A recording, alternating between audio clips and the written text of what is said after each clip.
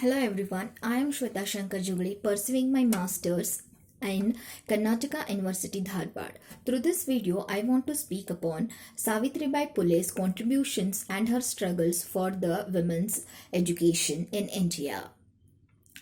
Arise, awake, educate and liberate. These were the words quoted by Srimati Savitribai Phule. She was of the view that education is the only tool which would cause the evolution of the mind itself. She is the one who sparked the feminism movement in the India. Savitribai Phule was born on 3rd of January 1831 in Naigaon, the Satara district of Maharashtra, to a farmer couple, Kandoji and Lakshmi, as their eldest daughter. At the tender age of 9, she was married to Jyotirao Phule, who was of 13 years old then.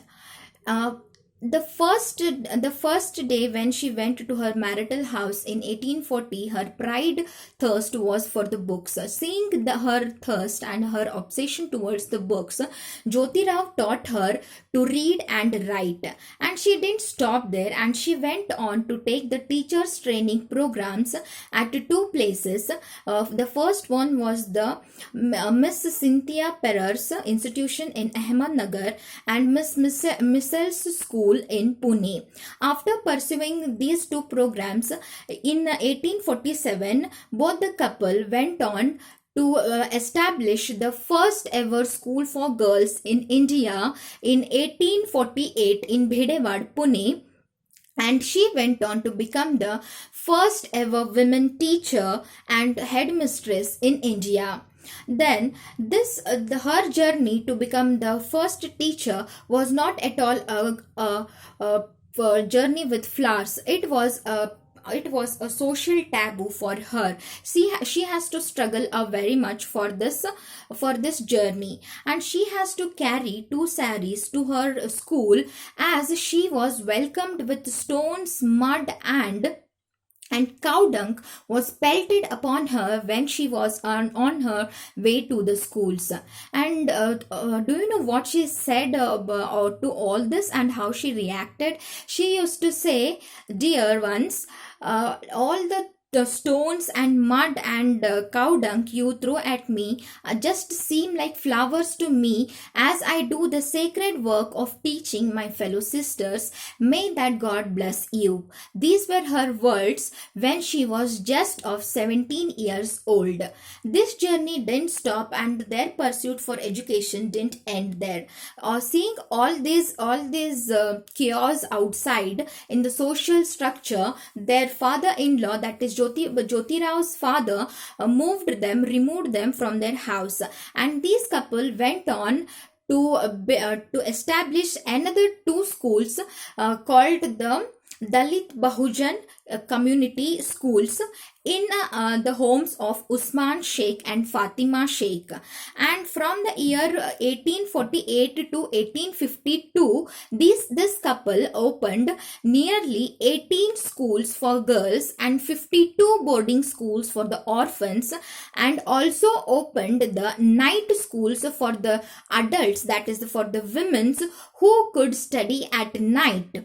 And this was the determination to educate the entire women power in the country. And the Pune Observer paper on May 29th, 1852 writes, "The girls of Jyotirao's girls' school are 10 times more than the boys of the government schools. This is due to the curriculum they have opted for the girls, and if this continues, the girls shall prove themselves superior to the boys of the government school."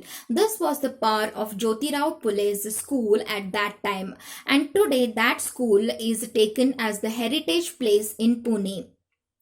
And so that girls should not drop out from the schools, she provided stipends for them, and she also looked after their health so that they should not be the victims of the malnutrition. And she arranged for the teachers meeting regularly so that she could encourage the students to study and to educate their parents also about how important is education to a child. And in 1852, the British government felicitated both husband and wife for their sustained and dedication in the field of education. Savitribai was awarded as the best teacher, and she rejected the award money, and she asked the government to build a library for her students to read. The women's education in India is indebted to the tireless work of Srimati Savitribai Phule and her husband. That is the reason why Savitribai Phule is now known as the mother of girls' education, or Mai, and Jyotiba becomes and Jyoti Rao becomes Jyotiba in Marathi, which means Mai is mother and Ba is father. So let's pray to grow more on upon her ideas. Let's enlighten both of their ideas on their 190th birth anniversary, and letting you to get inspired through her, leaving you to inspire. I sign off. Jai Hind.